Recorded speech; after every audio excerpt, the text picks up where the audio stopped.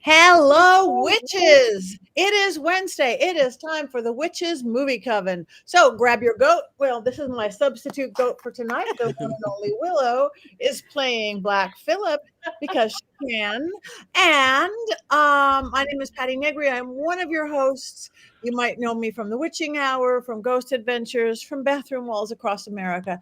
I mean posters. Don't get your mind there. But I am not in my usual. I am in a Airbnb apartment right now, so I'm going to go light tonight because I've been moving boxes all day and tagging things all day, and I'm not going to go into it. But I'm going to pass you on to my beautiful co-host, sharing hosting duties tonight. I'm going to pass it over to Richard-Lael Lillard. Hello, that is me. Richard-Lael is one name, not two. If I were just Richard, I would be a. I am known as the gentleman psychic. I'm a psychic and a medium. I used to be a psychic and a small, but I gained a lot of weight. Anyway, unlike other psychics who are all doom and gloom and love and light, I'm a happy medium. Also, make certain that you are hitting the like, the subscribe, comment in the section. We love when you chat. We will see it and we will try to respond when we can. You can also go over here to Mystery Control and you can find merchandise. So you want to go over there. And if you want a book by Jason Mankey, there are 10 of them he's written.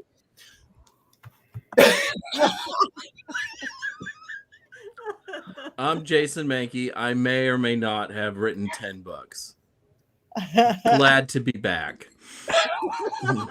We missed you, Jason. We missed you, Jason, so much. Thank you. Well, thank you, Richard-Lael. Thank you, Jason. And of course, we can never leave out the wonderful, educated, and oh so smart on these things, Heather Greene. Oh, I thought Jason was going to continue with his He gave up on us. No, he stopped. Done. That was it. Okay. Well, no. I am Heather Greene, and I've only written one book, but I have worked with many, many other authors who have written many other books, and one of them is Dollcraft, written by the beautiful and equally as smart and powerful witch, Patti Negri. I think I have that right here, actually, Patti. I know you probably don't because you. I don't. There it is. And I also wrote Lights, Camera, Witchcraft, a critical history of witches in American film and television, everything about witches in television. I'm also, as I said, an editor. I work with many authors like Jason and Patti. And I am also a journalist covering occult topics in the mainstream media. And I'm super excited to be here for this Muppetational edition of the Coven meeting. Thank you. Thank you so much. Muppetational. Now, sad to say, we do not have Courtney with us tonight. We send her love. We send her magic. We send her Muppets. But lucky us, we have two fill-ins for Courtney. So let's start out first with the lovely Tabitha Meadows. Hi, everybody. I am Tabitha Meadows. I am a medium and psychic. I have not written not one book yet. I am so happy to be here with y'all during the season of the witch. Thank you for having me. Thank you so much. And the wonderful screenwriter, movie director, video director, everything else, Scarlet Amaris. Welcome, Scarlet. Thank you. I've only written 3 books and 2 anthologies, so I guess that sort of counts. But yeah, I'm mainly a screen and television writer, also a music video director, and I lecture on mythology and witchcraft. And I'm thrilled to be here, so thank you for having me again. Thank you. Thank you for coming on. This is a beautiful group right here. We miss you, Courtney. We love you, Courtney, but we are here, and I'm going to pull back. This week's movie is Muppets Haunted Mansion. Now, I hope you guys all watched it. I couldn't. I tried desperately, but at my Airbnb apartment, they kept thinking I was the guest before and wouldn't let me on. But that's okay. They wouldn't let me on the Yankee game either. For my but he's on his little bitty phone. Anyway, thus I digress. Hopefully you watched it, but just in case you didn't watch it, and for my sake as well, Richard-Lael, do you have your beautiful, always thorough, unbiased synopsis of this film? I certainly do. Okay. So I love a good Muppets movie. I love a good haunted house movie. If you're looking for either of those things, this is not that film. Unbiased. Okay, so in a very CGI book, because budgets, as if Disney didn't have any money, Disney decided to animate Gonzo and Pepe the King Prawn in a hearse going to the Haunted Mansion, which for whatever reason takes place in Los Angeles at this point, from what it looked like, I guess. Anyway, they go to this Haunted Mansion and Will Arnett plays the ghost host, and then they go through what is basically the ride of the mansion. That's about it. They escape by dawn. Woo, that's about it. That's literally it. It's just the ride. It's just the ride to the Haunted Mansion. With songs? There are songs, yes. There are songs, and Fozzie does that head in a box trick. I mean, I don't do head in a box. I normally do never mind. Jason remembers. Thank you very much. Now that we completely understand the movie, especially if anybody hasn't been to the Haunted Mansion ride, maybe, just maybe, and I have a feeling she's going to know a lot about this film. Passing it back to Heather Greene. Okay, I'm gonna move my black Phillip here to get some notes. So yeah, this is kind of an interesting one because it's a little deviation from what we normally do. So let me give you some information about this. I'm going to just give you briefly the movie itself, which was a Halloween special in 2021. I know where we are. It was actually, when it was released, the 6th most streamed video of that particular season, that particular day, in fact. So it was popular when it came out in 2021. Again, this is a Halloween special. This is not a movie. It was only about an hour long. And it was conceived for many, many years before. In fact, Guillermo del Toro was first brought on to possibly do this. They wanted to do this movie, but he gave up. He was disconnected with the project, and we have now. Let me see who the director. I have it written down somewhere. Blah blah blah. I've lost my note on that one, but it doesn't matter. So the director here, we have a lovely little haunted mansion movie for Halloween to celebrate the holidays with, of course, the Muppets. And like Richard-Lael says, this is definitely a parody and a runs parallel to the ride itself. And we'll get to that in a second. So let's talk about the people in this. Of course, you have a lot of famous actors. You have Rolf and Kermit and Piggy. The Electric Mayhem make an appearance. You have Gonzo, Scooter, Sweetums, Stadler and Waldorf, Fozzie, Pepe, and the Grand Prawn, and the Rats, and a number of other very famous actors. So I'm not sure if you guys all noticed how strong this cast really is. Of course, backing them up is Matt Vogel, John Stamos, the famous person, Ed Asner, Pat Sajak. I didn't even know Pat Sajak was still alive. Danny Trejo, Alfonso Ribeiro, and if you recognized Alfonso, he was from Silver Spoons. I think some of us might remember that TV show. Yvette Nicole Brown, she was an Avenger. I'm going to hold this up here. Now, one interesting character in here was Shashir Zamata. She was in Agatha. We noticed her. She was Jennifer. Darren Criss, of course, was made famous by his music in Glee. And he was the singer at the beginning, the very first song. You have Craig Robinson from The Office. You have Taraji Henson from Hidden Figures. Will Arnett, of course, was already mentioned. So you get a ton of creatures from the Muppets. You get a ton of different famous faces. And this is very typical for a Muppets movie. This is what they do best, is mixing famous faces with the Muppet figures. Of course, the most famous, of course, Kermit himself. We have to let him know. Now, let's talk about this ride. Well, this is based on a ride. I don't know how many people here live here with us tonight have been on the ride. I have been on 2 versions of the ride. I've been in both the Hollywood one and the Florida version, they are slightly different. So I'd like to talk about the rides. I grew up going to Disneyland and eventually Disney World from a time I was very small. So the original Haunted Mansion ride was set up in New Orleans Square, Disneyland. That's in California, the original park. It opened in 1969. Again, it had a New Orleans flair because it was New Orleans Square. So that's the one I originally was familiar with. Then when Disney World opened, they brought in Magic Kingdom. Disney World is a little different if you haven't been there than Disneyland. They opened the haunted house, and that was based on, they changed the design to be based on the Sleepy Hollow aesthetic. So it has a much different outer appearance. In fact, the first time I saw it, I was shocked and didn't think it was actually the Haunted Mansion, but it is. It's a little different than the original. Inside is more or less the same. That opened, let me see, in 1971. So it's slightly later.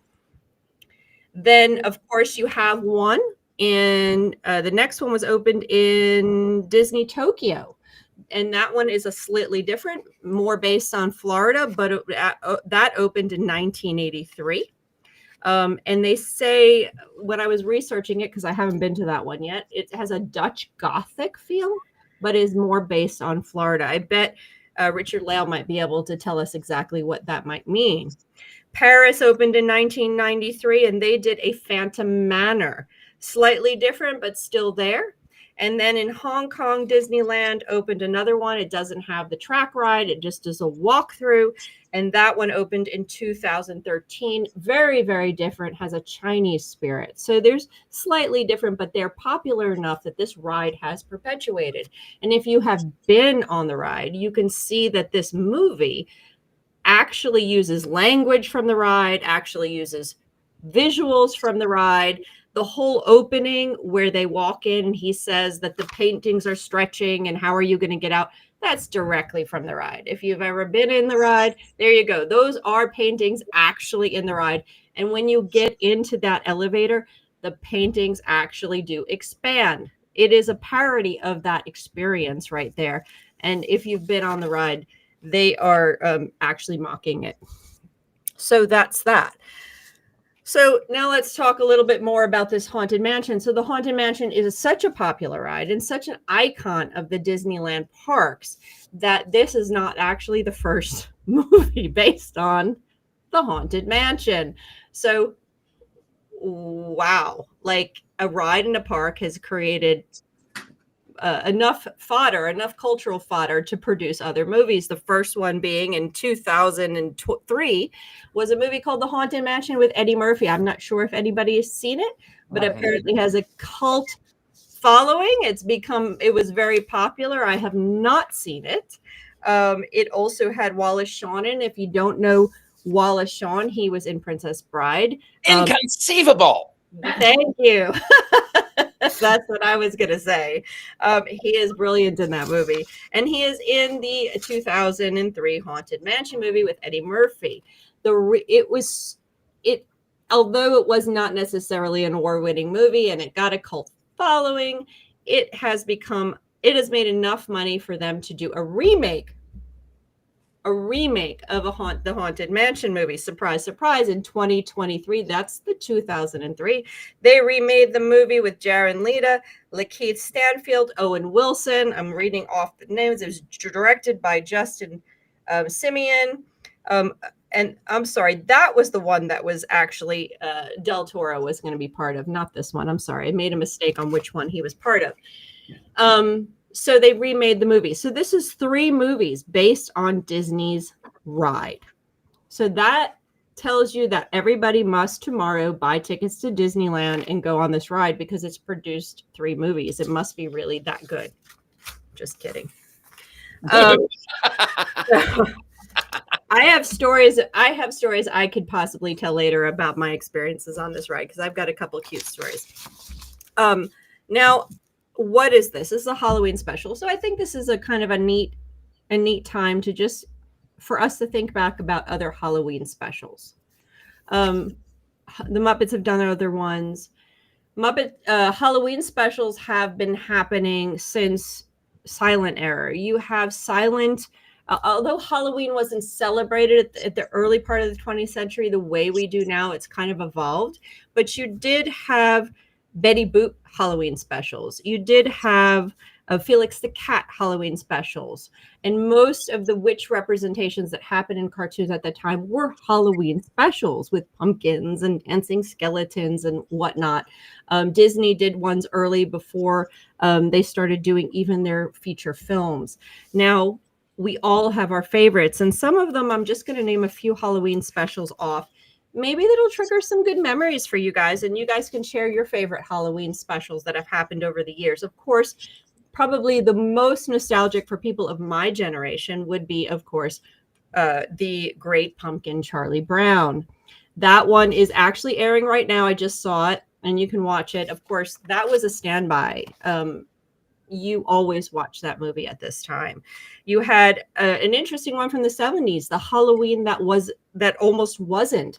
And that is a feminist one. That one is a film about how the witch is the one who flies across the moon to bring Halloween on. And when she decides that she's being overcast by all of the men monsters, she decides she's not going to fly that year. So they have to convince the witch, the only female monster, to fly across the room to bring Halloween on. So it's a really kind of has a feminist twist, and it's a Halloween special. Of course, the Treehouse of Horrors by The Simpsons. That's always fun. Love The Simpsons. And if you were an 80s kid and you were watching cartoons, you had things like the Halloween Smurf special called All Hallows Eve. Witchcraft, anybody? Of course, Disney's Halloween Treat. And let's see, Great Bear Scare. I don't know if anyone remembers that from the 80s. 70s adults watched Paul Lynde's Halloween special with Margaret Hamilton.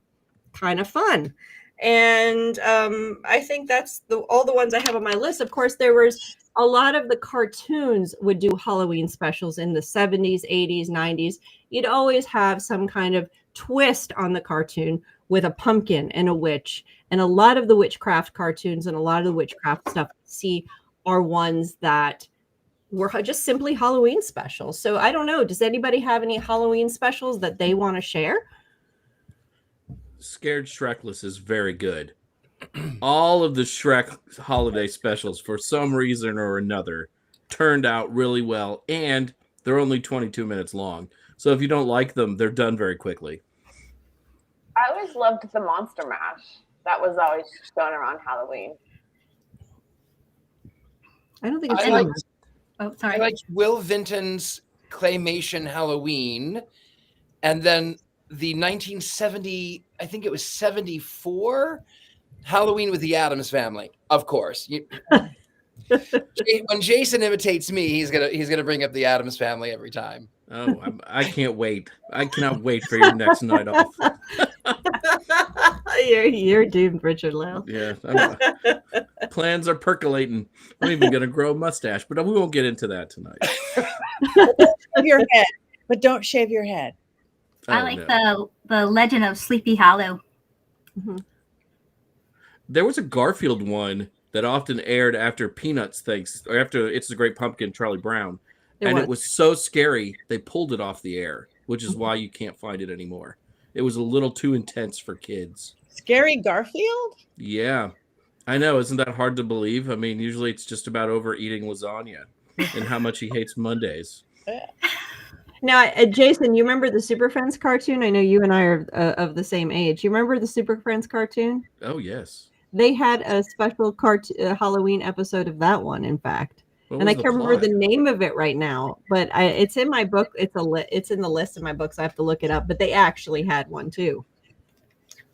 I don't know if you remember it. The Sesame Street Halloween with Margaret Hamilton was really good. Also, and it was scary. just re-released. They finally let it out of the coffin after all these years. BJ and the Bear. Oh my God. I don't know. That's our host that just put, I'm just going to say a day that BJ and the Bear is mentioned is always a good day. There is actually, I'm going to mention this real quick and then I'll pass it over to the next person. But BJ and the Bear was a TV show back in the early 80s. and they did an episode with a witch, and the witch What? is, oh, I don't know. I'm confused now. Which witch? Which witch? Not a sandwich. And she was an herbalist in this TV episode. She's she's an herbalist who tries to convince BJ, because Bear's the monkey. So BJ, that witches are all good and witches aren't bad. And then the townspeople get really upset, and he tries to protect her, and they wind up burning her house down, and she disappears. I can't remember, but there it is. There's BJ and the bear. So it is one of the very few episodes during that period of time which actually project a positive view of witches and witchcraft. There's no Satanism. There's no negativity. There she is. That's the witch. She's But the question is, Heather, were they ancient French Wiccans? No, they were not ancient French Wiccans. They weren't Satanists. They didn't have any pacts with the devil. They didn't sign books. They didn't have any. She was just an herbalist, and she tries to convince him that's what witchcraft is. It is a very unusual take, and BJ and the Bear did that.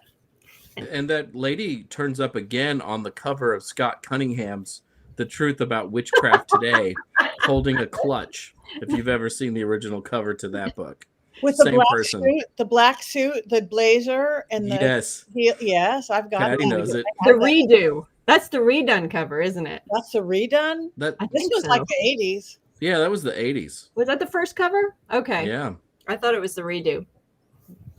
Either way, BJ is the driver and Bear is the monkey. And if you haven't seen that episode, it's really fascinating. Anyway, Halloween episodes. This was one of those, a modern one, 2021. And what do you think about it? Who wants to go first, Tabitha? Well, I, for one, didn't mind it. I think it's the best 50 minutes that I didn't know I needed. It was so funny to me anyway. I had lots of I laughed. I cried a little because it was funny. It was super entertaining, and a lot of things are so serious right now, and a little too seriously scary. And that 50-minute getaway today was definitely what I needed. I appreciate that they had Pepe and Gonzo as the highlight characters, and I love the fact that their challenge was to go and spend the night in a haunted mansion. As a person who has done that a few times, hardly a challenge anymore. I used to be afraid of things when I was younger, not so much anymore, but there was definitely one of the scenes that I appreciated the most when Gonzo and Pepe were standing in, there was a purple room that they were in the labyrinth of the mansion. There was a clock in the back, so it was kind of like a wild time slip, because Pepe was like, I'm getting out of here, and he like kept running off screen, and then he'd come back on, and then he'd run off, and then he'd come back on, and he just finally figured it out that he was coming back to the same place, and then he wasn't going to get out. And what was really cool was on the clock in the back, the grandfather clock was running backwards in time. So I thought that was very cool. But I loved all of the horribly great puns spooky puns that they used throughout the movie. I even loved the songs and all of the dances. And I do appreciate the fact that at the beginning they were explaining all the jokes, and then there was one part where he comes in and says, okay, we're not going to explain the jokes the whole time. And I was like, oh, thank God, because that might have been a different kind of movie for me. But but overall, I didn't mind it. I liked it. It was good. Thank you. Anybody else want to volunteer to go next? I'll go. Hey. I thought it was cute, you know, in that sentimental Muppets kind of way, but I thought the story was really weak. In fact, the story was non-existent, and it's too bad because like that haunted house tranche is such a fascinating premise, and you know, you have this like, what was it, House on Haunted Hill or Hill House premise of like going in for the night and what could happen. And I know they have to follow the ride, and they do a really good job of that, but the story itself, it's a little weak. There's not much to it in this whole like Gonzo facing his fear. Like there isn't really much of a battle for him to face his fear. And it's cute, and I understand kind of like the age bracket that they're going for. I wish that there had been a little bit more of a story. Like I wish that I was entertained and like in that cute nostalgic way, but I just wanted to care a little bit more. That was my take on it.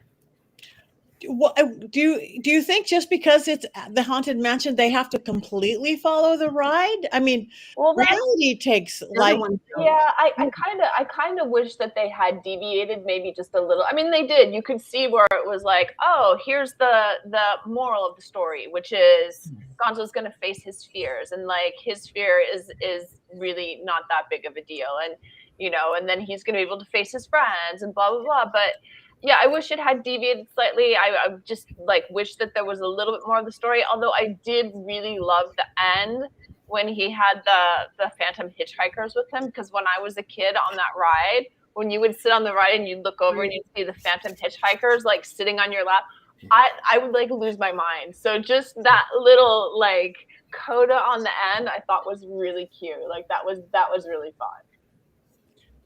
That was my favorite part of the ride too, was the phantom hitchhikers. I don't know. Yeah, that was good. So you would like this. They have this, like they appear at the end of the movie, and it's like, yeah, that was a fun movie, or a fun memory to bring back. Thank you. Jason Mankey. So I'm going to admit something. I love Pepe the King Prawn. Pepe is one of my favorite Muppets, and that's surprising because Pepe is a late Muppet, and he doesn't show up in the Muppets canon until 1996, where he's in the short-lived Muppet show, Muppets Tonight. I really like the Muppets, and I don't even have to look this stuff up on Wikipedia. I love the Muppets. So the fact that I got a movie with Pepe, or at least a short film with Pepe in a big role, was pretty nice for me personally, because he's one of my favorite Muppets. But Scarlett's right. There's barely any story here. It's kind of fun. They do follow the ride way too closely. I kind of got whisked back to my one trip to Walt Disney World way back in the late 1980s and kind of got to relive that through the film, which wasn't really necessary. I just wish there had been more meat on the bones of this film. I mean, you had some really great actors in it. Like Will Arnett is fabulous.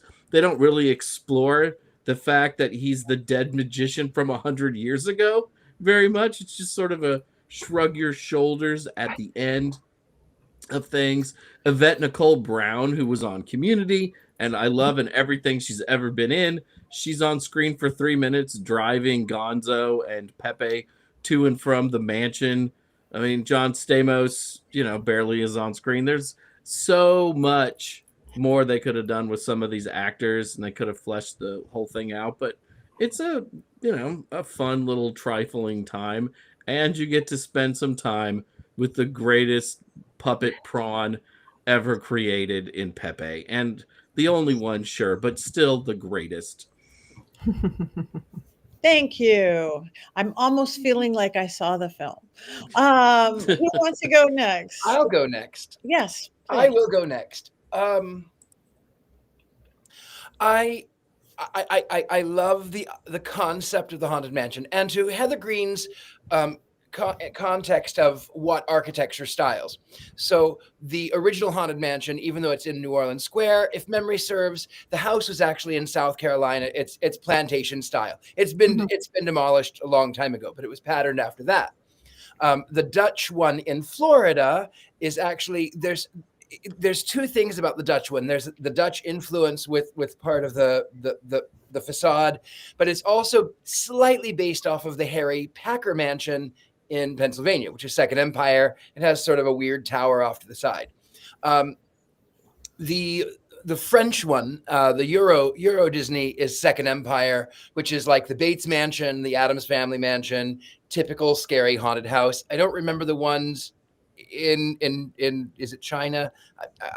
China looks like a China. It has that architecture from that part of the world. That doesn't surprise me.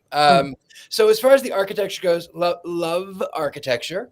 I love haunted houses. I live in one. I always do. I can't help it. And also, if someone were to tell me, "Hey, spend the night in this haunted mansion and you never have to leave," are you kidding me? Sign me up for that all day long. Sign me up for that. I don't have to pay rent, and I get to live in this beautiful house forever. Great. That's perfect.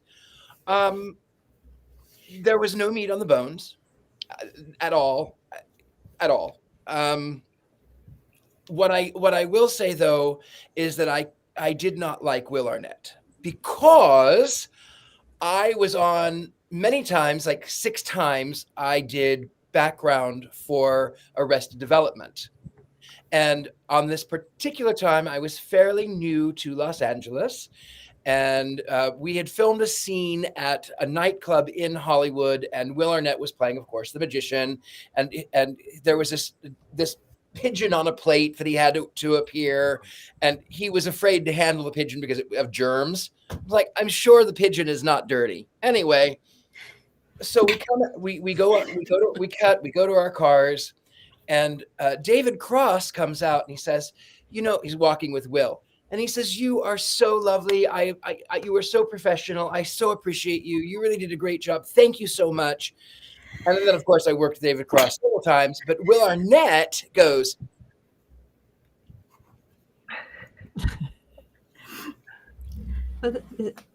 "Is Richard-Lael okay?" That was my impersonation of Will Arnett. But what does that mean? I don't know. He just sort of snarled at me. So I don't know. It was all polluted by the fact that Will Arnett snarled at me one time after a shoot of Arrested Development. Mm-hmm. Did I like it? No, I didn't like it. I love haunted mansions. I love. In fact, I do have a haunted mansion story, but I've never been to the haunted mansion. I've been to Disneyland one time, just inside the gate at the House of Blues one time when I lived in LA. One time. However, I've always been obsessed with haunted mansions, and growing up, we went to what is it called? Silver Dollar City, which is sort of a hillbilly knockoff of Disneyland, but it's like sort of barefoot, like and they did not have a haunted mansion. They had Grandpa's house, and I kind of liked it. They had one room, I remember, that you couldn't go in it, but the room was upside down and the chandelier was from the floor. And I said, one day I'm going to have a house that does that. I don't. It's ridiculous. I don't want it now, but I wanted one when I was 6. Thank you. That's what I have on that. I'm so sorry about your Will Arnett experience, because now that's going to cloud my future interactions with Will Arnett. That's true. But maybe, and he's the voice of Lego Batman, so that's going to be tough I had hoped. I had hoped that he would have been nice and that I could have really but I wasn't that I'm furniture. I get it. When you're background, you're basically furniture, and I'm fine with that. It's fine. Just don't snarl at me, Right. But Richard-Lael, think about this. What if he just had indigestion? That is possible. What if he just had a little tummy ache that moment? He had some gas. It wasn't about you at all. You could change the whole story, and that is likely true. Bad. That is likely true. It was probably that Will Arnett had gas. I'm just going to say it that way. It has nothing to do with you. He looks a little gassy. Very gassy. All right. I will tell you though a funny story about Arrested Development that got me moved.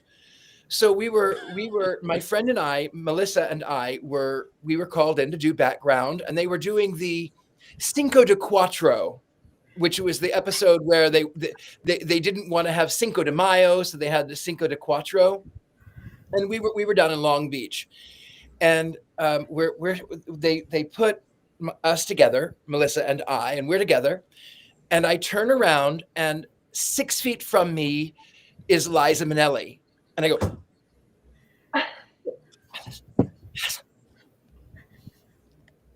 that's Liza Minnelli. That's Liza. And then I was like, okay, calm down. Don't fangirl over Liza Minnelli. It's not that big of a deal. And then I calmed down. And then the PA came over and was like, okay, you, we need to fill in way back in the background, way over there. In Nebraska. So that was my Liza Minnelli. That was as close as I got to greatness. Oh. Until the show, when you got to be close to all of us. That's true. That's Yes. true. That is absolutely true. I have written 10 books, as you well know. You are a brilliant impersonator, Richard-Lael. We've seen you with many, so there you go. All right, thank you for that. Let's move on to Heather Greene. Okay, well, like Jason, I'm a major Muppet fan. I have gone to the museum here in Atlanta, the Puppetry Arts Center, which has a Jim Henson section. And I literally walked in the minute I saw Ernie and Bert and the Fraggles and the Doozers, I started bawling. This was my childhood. My parents, if I was acting bad, they would punish me from watching the Muppet Show. The only Christmas special that I actively looked forward to watching was Emmett Otter's Jug Band Christmas. Everything. I mean, look, this mug right here I'm holding, I brought for just this special occasion. I've had since I was a child. The Muppets were my life. Jim Henson was everything about my childhood. That's all you need to know about me is I love the Muppets. And as many of you know who watch this, I am not a big fan of recent Muppet movies. I did not like the Muppets Wizard of Oz. I am not a big fan of what they do with longer movies. I think the Muppets, although, okay, with that said, I love the Muppet movie and the Muppet Caper. Okay, but with that said, recent ones I could do without. Okay, The Muppets is a good movie. How can you not like? I love the Muppet movie. Not the And the original Dark Muppet Crystal. movie, but the one that came out in 2011. Okay, I'll revisit them just for you, Jason. But I'm telling you, I struggle with them, and I think that they do really well when there's less structure, when the movies are a little more chaotic and allow the Muppets to really live that chaos.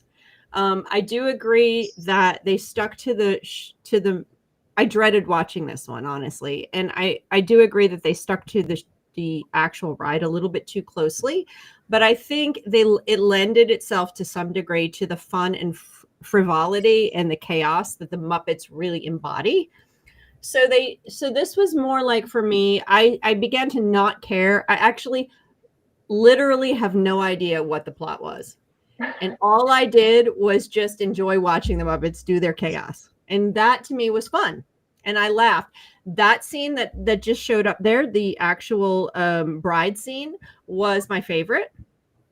I love just the random comments. I love Pepe. I agree with you, Jason. He's one of the best characters. Absolutely hysterical. Laugh out loud. Gonzo.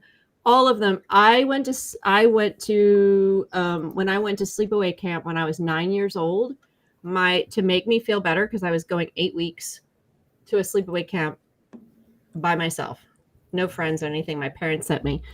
My dad is an artist, and he drew Sweetums and Robin on the big duffel bag and that I pack my clothes in to make me feel better because I love the Muppets so much. So I love seeing Sweetums. I love seeing them. So I frankly did not care that there was no blood, which there really wasn't. And I didn't care.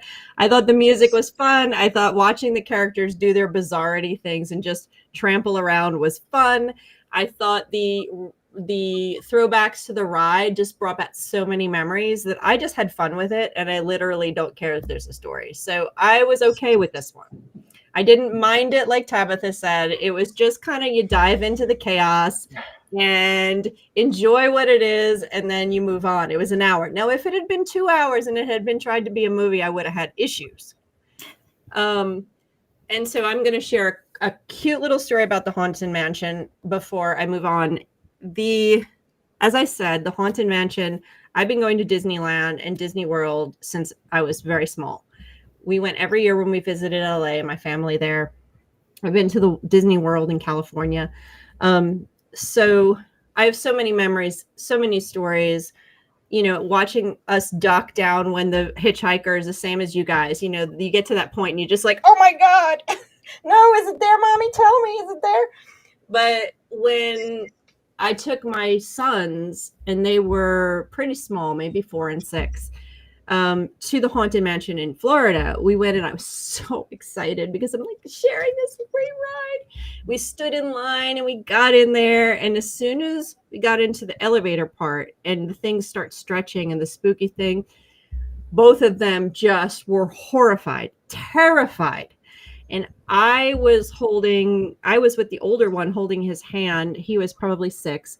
The 4-year-old was being held by my ex-husband, picked him up and held him. And I knew he was the one who was going to be terrified. My older one was a little bit more rational. He was into Jurassic Park. He could take it. So I knew he was okay. The little one, I went over to him and I said, you're going to be okay. This is just a ride. And he was like absolutely freaked out. And my other one was like, is this real, Mommy? Is this real? The younger one passed out and fell asleep by the time the elevator left. It was so scared. He was out cold for the rest of the ride, just absolutely fell asleep and was done.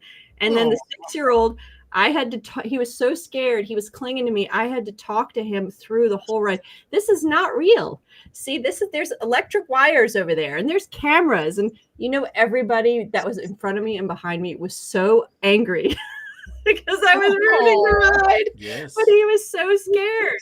He was so scared that I had to show him that this actually wasn't real. It's just Imagineering. It's just fun. So I don't think that was the last time I was on the ride, but that was one of the more memorable of trying to get my 2 little boys through the Haunted Mansion, who were there's probably a picture of you at the front of the ride now saying, don't let this woman on the ride. Yeah. That's probably true because I ruined it for everybody around me. Hey, see how they do that? This is how they do it. It's not real. These are not real ghosts. You want to see a real ghost? Let's go back home. No, that was one of the more memorable things. And my poor little one, he was terrified of things like that for years later. He could not take any of that stuff. He wound up crying after the Harry Potter ride we went through, and I had to pull him off that ride, bawling his eyes out. So yeah, I should have thought better, but whatever. They're grown and they're doing their own thing, so they survived it. They survived the Haunted Mansion, as did Gonzo. Thank you. Oh, there it is, the hitchhiker. Hitchhikers. That's beautiful. I loved it. I loved the ride. Thank you. Thank you for that. Thank you, everyone. Does anybody have any? I'm so sorry that I didn't see it, but I feel like I have now. Does anybody have any quotes? Do we have anybody doing Courtney this evening? Jason. I'm not going to do an impression, but I rounded up the quotes. Good. So many good quotes, Jason. This is a funny movie, and it has some really good one-liners in it. It really does. Mm-hmm. So here's some of the ones from the film. Don't you have anything better to do than boo me? We're ghosts. Yeah, booing comes with the territory. My favorite might have been a pig dancing with a turkey. What are you doing for Thanksgiving? The pig says. Some of my ghoul friends are having me for dinner. That's the turkey. Awkward. And that's the pig. What happens if you don't pay your exorcism bill? You get repossessed. Shaka waka. Oh God. And no flash pictures, please. The spirits are frightfully sensitive to bright lights. Let's see. Don't worry. We don't have to do that one. I always liked Bunsen, Honeydew, and Beaker. Mhm. So I had so hoped we'd have a bigger cameo, Beaky. Meep, meep. Budget. That's it. That's there. Pepe calls John Stamos your John Stansmos. And he also talks about Brad Pitt, but he calls him Brad Pitts. So I think that's fun. 6 times the charm, they say. They being Henry VIII. Gee, no one says goodbye here. They just ghost you. Oh, I get it. What's the matter with you? You can't say that. This is a family show. But she loves me. She calls me Jumbo. So there you go. There's some quotes from the movie. But yeah, the jokes are pretty funny. There's times if you're really paying attention, you might laugh out loud. Those were some of them. There's me on the cover of Muppet magazine. When I was a child, I used to get mistaken for Ricky Schroeder with frequency. And this lasted until I was in college. And people would come up to me and they would go, "Are you that kid from that show?" And I'd be like, "Yes. I was on Silver Spoons and now I'm going to Southeast Missouri State University. That was totally me. I've hit rock bottom." But yeah, but we did look quite alike when I was younger. Interesting. Yeah. Okay, well, thank you for that. Now, continue. That was a fine Courtney. We weren't doing Courtney. Do you have your Mankey mini? Well, Yeah, this is the whole last 10-minute takeover. this is the Jason show. It's okay. It's okay. It's good. You're making up for all my lost time. Or if you don't want to do it, I'll impersonate you, Jason. I'm sure. Yeah. I've written 10 books. If you missed the show last week, I wasn't on, and Richard-Lael did an impression of me, and he kept saying that how I mentioned that I've written 10 books, and it's stuck with me. So now it's kind of a running joke, and it is really funny. I loved it. I like being made fun of. Okay, I was making fun of you. I don't say it that much though. Well, how Anyway, many times have you said you wrote 10 books this episode? I think 10 times.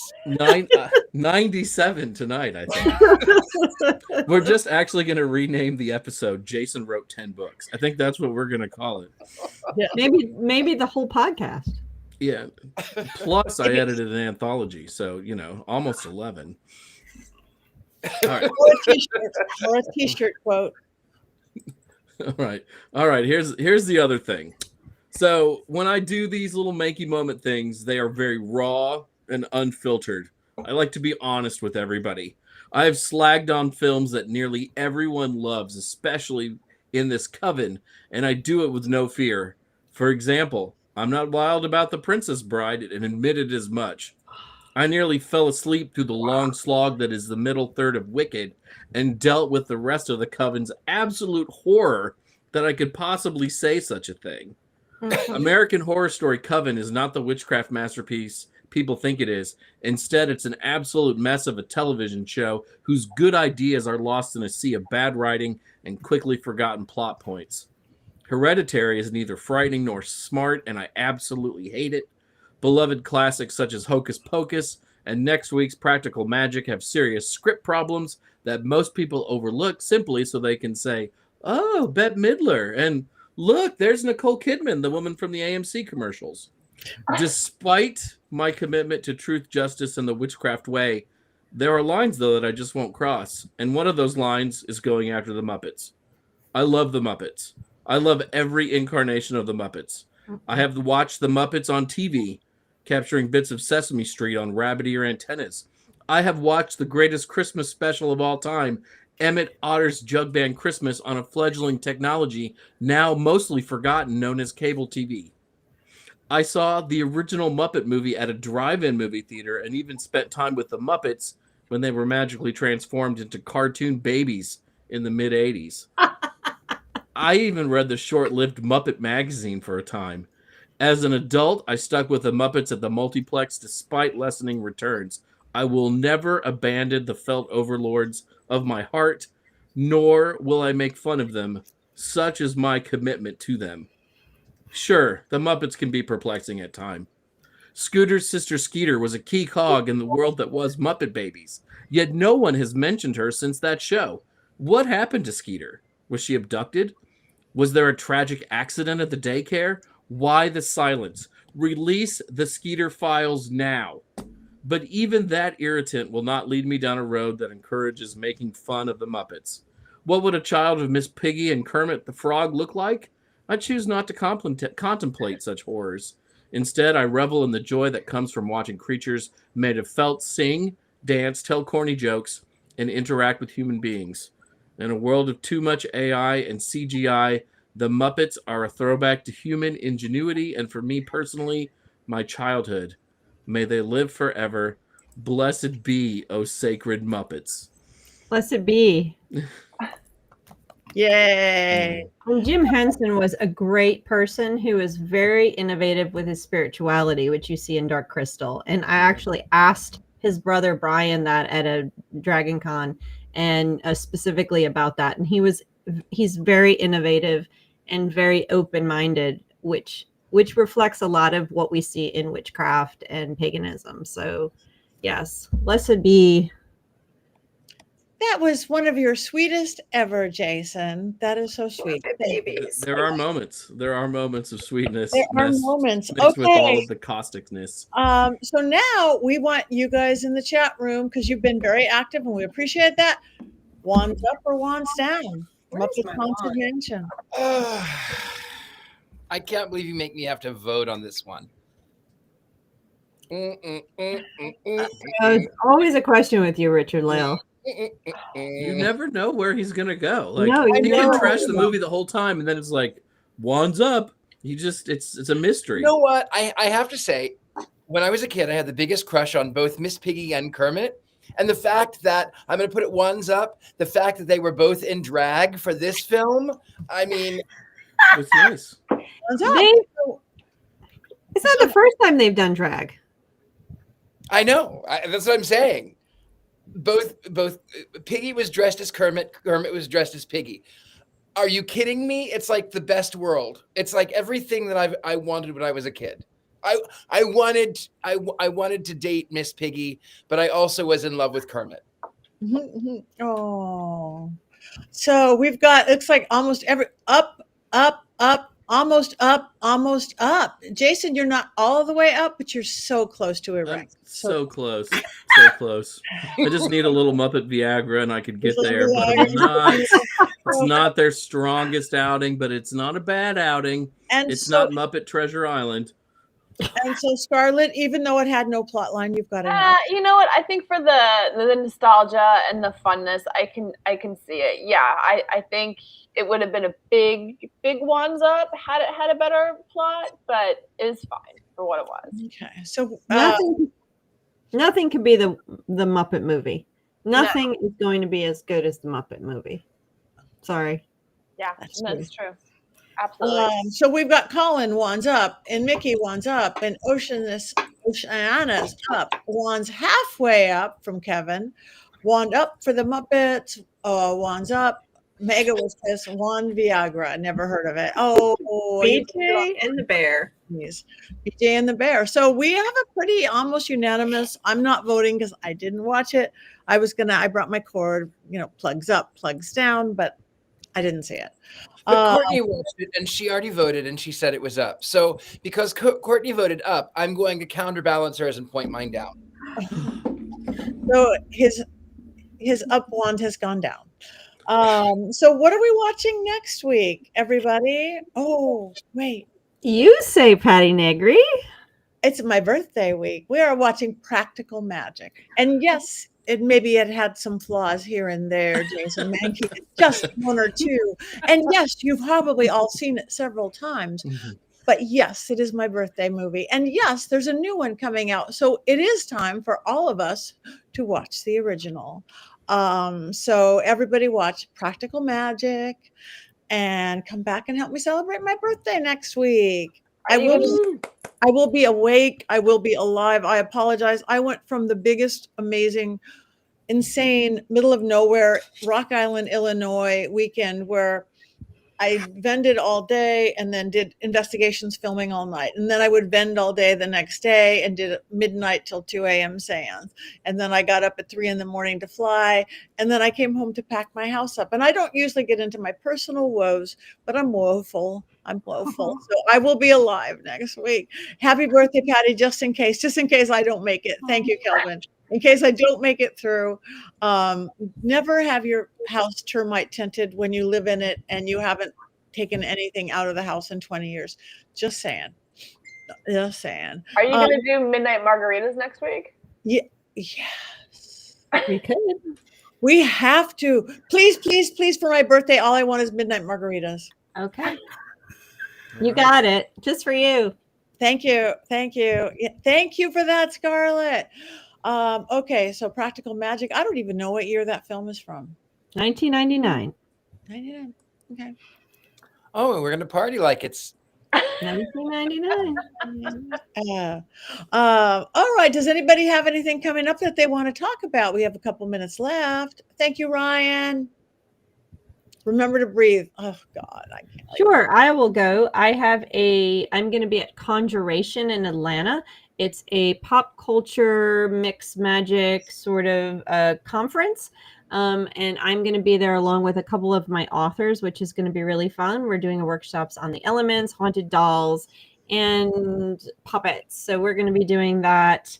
Yes, and I will have your book with me to show it off, Patti. Don't worry. So, yeah, it's a lot of fun because it's a little different than talking in front of or doing presentations for other witches. This one is for mostly people who are interested in movies and pop culture that have to do with magic, but they're always fascinated and they love having witches come. So I will be doing that. That's early November, and that is all I have. I know I'm doing a Wicca workshop soon too, but I'll have more information as that comes up.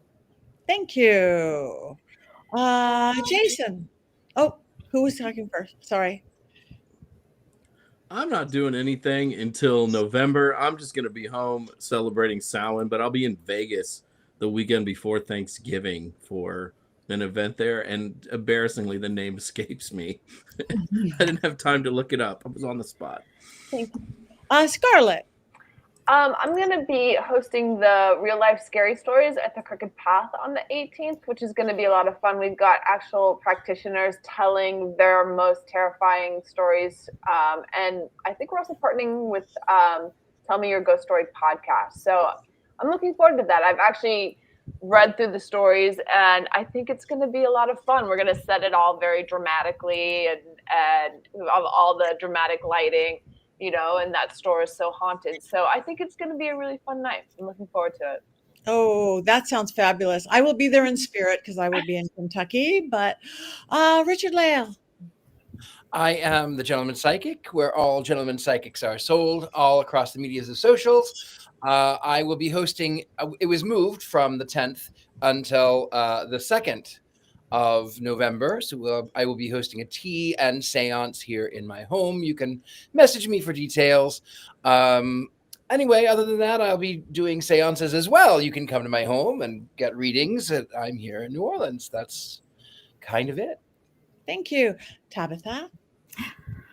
Yeah, you can find me on the Book of Faces. I'm going to be hanging out at home. And if you want a private reading, you can find me at Tabitha Meadows at travelerslight.life.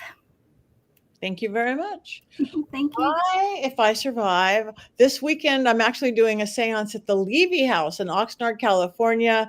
Super haunted, super cool old Victorian-ish house in the beach city of Oxnard, California. I think it is sold out though. But next week I'm going to be at Scarefest in Kentucky, doing a gallery read with my friend Rob Thompson, and we work really great together.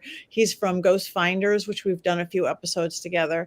And then I'm just on the road. We've got New Orleans, which I will see you at too, as well, Richard-Lael, for the Vampire Ball. And I have 2 book signings. I am so excited now. I have 2 book signings for Dollcraft in New Orleans. One on the 30th at Bloody Mary, my friend Bloody Mary shop. Thank you, Heather. I'm the worst marketer. So yes, I'm going to be on the 30th, and we're going to do a ritual. We're going to do book signing and ritual and talk about haunted dolls a wee bit. And on Halloween Day itself, we are doing a quiet event with Ghost City Tours at their office. They're bringing in tarot readers. They're going to have like a candy apothecary to make your own like candy potions and things and all sorts of fun stuff. So you guys go to pattinegri.com, find me, because I'm everywhere and I'm excited. And thank you for putting up with me this week. And I thank my beautiful coven for carrying me when I am not there. I am not there. And I love you all very much. So come back next week because it's practical magic. We love you, Patty. We love you too. You. I'm going to go to sleep now. I'm going to take a jacuzzi and go to sleep. We have one more thing to do. It is after 7. We have gone late, but we have one more thing to do because we are witches. 1, 2, 3.